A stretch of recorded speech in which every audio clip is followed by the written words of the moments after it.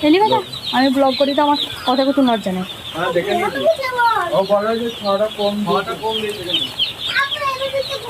প্রথমেই ভিডিওটা দেখে কার কার মন ভালো হয়ে গেল সেটা আমাকে বলো।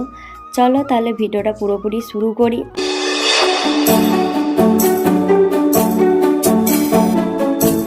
আবারও একটি নতুন ব্লগে তোমাদের ওয়েলকাম। আশা করি সবাই অনেক ভালো আছো, আমিও তোমাদের দোয়া বা আশীর্বাদে অনেক ভালো আছি। আমরা সকালবেলাতেই আজকে চলে গেছিলাম পোলট্রি ফার্মে। আজকে আমাদের জন্য একটা বিশেষ দিন, যাকে বলতে পারো অনেক বড় দিন। তারপরে এই তো পোলট্রির খাবারের যে জায়গাগুলো হয়, বাচ্চারা যে জায়গাটায় খাবে সেই জায়গাটায় আগে ঠিক করে নেওয়া হচ্ছে। এতক্ষণে তোমরা বুঝতে পেরেই গেছো কেন বললাম আমাদের বিশেষ দিন। আজকে আমাদের পোলট্রির বাচ্চাগুলো মানে কোম্পানি থেকে বাচ্চাগুলো দিয়ে যাবে, ওই জন্য আমরা তো আজকে ভীষণ খুশি, মানে মুখে বর্ণনা করতে পারবো না, এতটাই খুশি। আমরা যাওয়ার পরই কিছু কিছু পেপার ছিল, ওগুলো বিছিয়ে নিচ্ছিলাম। আর আমার দিদিও নিয়ে চলে এসেছিলো আমার জন্য খাবার, ওদের বাড়ি দিয়ে তখন যাওয়ার সময় ছিল না, ওই জন্যই ও খাবার নিয়ে চলে এসেছিলো। আবার কেউ কেউ বলবে পোলট্রি ফার্মই তো করেছে, অত খুশি হবার কি আছে। একটা কথাই তাদের জন্য বলবো, হয়তো ব্যবসাটা ছোট কিন্তু নিজস্ব, এটাতেই অনেক খুশি। তুমি লাখ টাকা চাকরি করো কিন্তু সেটা নিজের না হলে, স্বাধীনভাবে না বাঁচতে পারলে সেটা কোনো রকম তুমি মানে কিছুই করতে পারবে না। আর এটা একটা নিজের ব্যবসা, মানে সেটা একটা আলাদাই খুশি। তারপর আমার বোনাইও চলে এসেছিলো, ও সব খাবারের জায়গাগুলো ঠিক করে নিল, আমরাও কিছু আগড়া ছড়িয়ে দিলাম। তারপরে এই তো দুপুরের খাবার অনেকটাই লেট হয়ে গেছিলো, আমাদেরকে বলেছিল 10টার সময় আসবে কিন্তু তারা অনেক লেট করে দিয়েছিল। তারপরে খাওয়ার পর এবার খাবারগুলো সব আরও দিতে হবে, মানে বাচ্চাদের খাবারগুলো আমাদের খাবার তো হলো, ওদের পেটটাও তো ভাবতে হবে তাই না। ওই জন্য এই তো আমি খাবার নিতে চলে এসেছিলাম, আমার বড় বোন ওইদিকে সব ঠিক করছিল। আমরা অন্য কাউকে বলিনি, আমরা 4জন মিলেই সব কিছু করেছিলাম।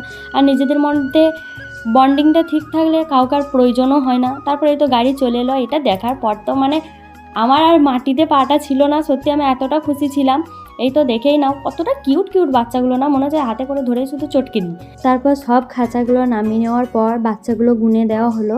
আমাদেরকে 1300 বাচ্চা দেওয়া হয়েছিল, আরও দিত, আমরা নিইনি, কারণ আমরা এই ফার্স্ট টাইম করছি তো সেরকম অভিজ্ঞতা কারোর নেই, ওই জন্য আমরা একটু ভয়ই করছি যে কি হবে না হবে, ওই জন্য নিই নাই।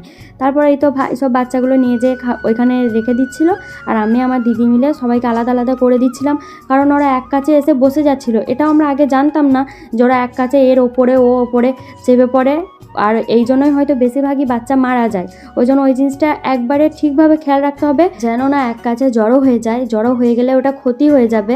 ওই জন্য কাউকে থেকে সবসময় তাড়িয়ে দিতে হবে, ওটাই কাজ এই বাচ্চা নেওয়ার। আর সেরকম কিছু অতটা চাপ নেই।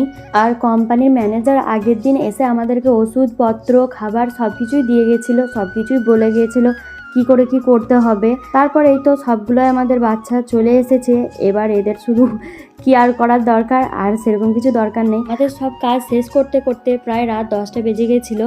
এবার কয়লাগুলো ভেঙে নিচ্ছি, আঁচ দিতে হবে ঠান্ডার জন্য। আর একটাই কথা বলবো, প্রত্যেকটা মেয়েরই একটু সংসার ক্ষেত্রে একটু মেহনতি হওয়াটাই ভালো, তবেই সংসারে উন্নতি হবে। আরও কথাটা খারাপ লেগে থাকলে মাফ করে দিও। চলো এই ভিডিওটা এই পর্যন্তই, টাটা।